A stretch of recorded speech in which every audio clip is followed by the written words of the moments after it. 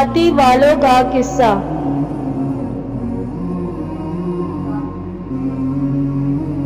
ابراہ یمن کا حکمران تھا۔ اس نے یمن میں ایک عالیشان کلیسیا تعمیر کر کے یمن کے لوگوں میں یہ اعلان کروا دیا کہ آئندہ کوئی شخص حج کے لیے مکہ مکرمہ نہ جائے اور اسی کلیسیا کو بیت اللہ سمجھے۔ اس اعلان سے عرب کے لوگوں میں غم اور غصے کی لہر دوڑ گئی۔ پھر ان میں سے کسی شخص نے رات کے وقت اس کلیسیا میں جا کر گندگی پھیلا دی۔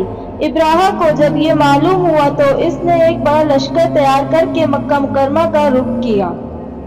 راستے میں عرب کے کئی قبیلوں نے اسے روکنے کی کوشش کی، لیکن ابراہ کے لشکر کے ہاتھوں انہیں شکست ہوئی۔ آخرکار یہ لشکر مکہ مکرمہ کے قریب ایک جگہ پہنچ گیا۔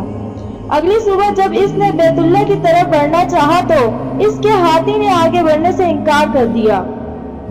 اسی وقت اس کی طرف سے عجیب و غریب قسم کے پرندوں کا ایک گول آیا اور لشکر پر چھا گیا۔ ہر پرندے کی چونچ میں 3 کنکر تھے جو انہوں نے لشکر کے لوگوں پر برسانا شروع کر دیے۔ ان کنکروں نے لشکر کے لوگوں کے جسموں کو چیر کر رکھ دیا۔ یہ عذاب دیکھ کر سارے ہاتھی بھاگ کھڑے ہوئے۔ لشکر کے سپاہیوں میں سے کچھ وہیں ہلاک ہو گئے اور کچھ جو بھاگ نکلے وہ رستے میں مر گئے۔